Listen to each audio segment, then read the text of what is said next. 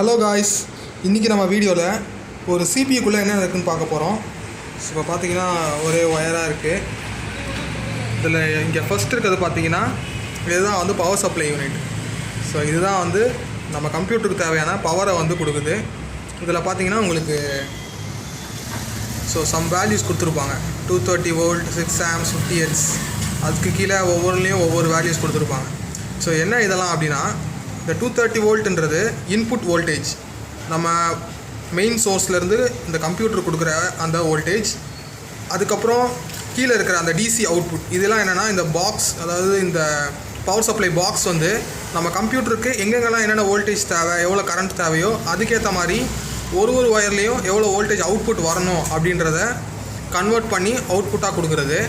So இதில் பார்த்தீங்கன்னா 25 arms, 30 arms, அப்புறம் 15 ஆம்ஸ், 0.3 ஆம்ஸ் அப்படின்னு சொல்லிட்டு வேறு வோல்டேஜ் ப்ளஸ் கரண்ட் ரேட்டிங் எல்லாமே வேறு இருக்கிற மாதிரி நமக்கு மல்டிபிள் அவுட்புட்ஸ் வெளியில் வந்துட்டுருக்கோம். எல்லாமே டிசி அவுட்புட், அதாவது டைரக்ட் கரண்ட்டு. ஸோ நாம் யூஸ் பண்ணுறதெல்லாம் ஏசி. இந்த கம்ப்யூட்டருக்கு தேவையானது டிசி பவர் தான். ஸோ அந்த டிசி பவர்லாம் வந்து பார்த்திங்கன்னா இந்த ஒயர் வழியாக கம்ப்யூட்டரோட மதர் போர்டுக்கு போகுது. ஸோ இதுதான் மதர் போர்டு. ஸோ இந்த ஃபேனு, அதுக்கப்புறம் பார்த்திங்கன்னா நாங்கள் ஒரு கிராஃபிக் கார்டு போட்டிருக்கோம் இந்த மதர் போர்டில். இந்த கிராஃபிக் கார்டு நம்ம ரிமூவ் பண்ணிக்கலாம். இல்லை ஒரு சில மதர் போர்டுலாம் பார்த்திங்கன்னா கிராஃபிக் கார்டு கம்பல்சரி போட்டே ஆகணும். ஸோ இந்த மதர் போர்டுக்கு கிராஃபிக் கார்டு கண்டிப்பாக போட்டே ஆகணும். ஸோ அதனால் கிராஃபிக் கார்டு போட்டிருக்கோம். இந்த பிசியில் பார்த்திங்கன்னா நாங்கள் i5 ப்ராசஸர் யூஸ் பண்ணுறோம். ஸோ இதில் வந்து பார்த்திங்கன்னா 4 ஸ்லாட்ஸ் இருக்குது ரேம் போடுறதுக்கு. ஸோ இதெல்லாம் பார்த்திங்கன்னா ரேம். ஸோ இந்த சிப்பு மாதிரி இருக்குல்ல, சின்னதாக வீடியோ கேமில் வர, பழைய வீடியோ கேமில் வர இந்த சிப்பு மாதிரி இருக்குல்ல, ஸோ இதுதான் வந்து ரேம்.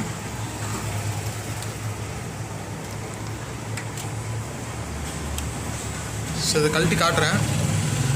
ஸோ பார்த்தீங்கன்னா இதுதான் ரேமு. இதை கழட்டணுன்னா ஒன்றும் இல்லை, இதில் வந்து 2 நாப் மாதிரி இருக்கும். இதை நீங்கள் பின்னாடி ப்ரெஸ் தள்ளினீங்கன்னா ஸோ ஆட்டோமேட்டிக்காக ரேமை வந்து வெளியே தள்ளிடும்.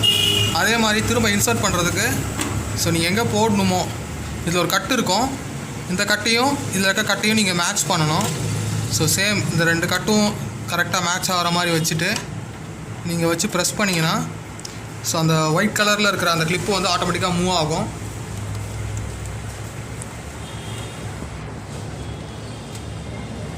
ஸோ பார்த்தீங்கன்னா தெரியும்.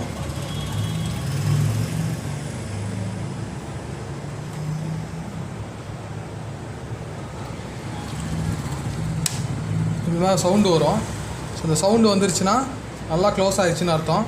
ஸோ ஓரளவுக்கு நீங்கள் லைட்டாக கொஞ்சம் உள்ளே தள்ளிட்டு அதுக்கப்புறம் கொஞ்சம் மேனுவலாக இதை நீங்கள் அப்படி முன்னாடி அமுக்குனீங்கன்னா ஸோ அந்த சவுண்டு வரும். ஸோ நல்லா ஃபிக்ஸ் ஆகிடுச்சின்னு அர்த்தம். சரி, ஓகே. இப்போ அடுத்த காம்போனன்ட் பார்த்தீங்கன்னா இங்கே இருக்கிறது பார்த்தீங்கன்னா ஸோ இந்த இடத்துல இருக்கிறது பார்த்தீங்கன்னா ஒரு டிவிடி ரைட்டர். ஸோ இதில் வந்து இதோட ஃப்ரண்ட் செக்ஷன் பார்த்தீங்கன்னா உங்களுக்கு தெரியும்.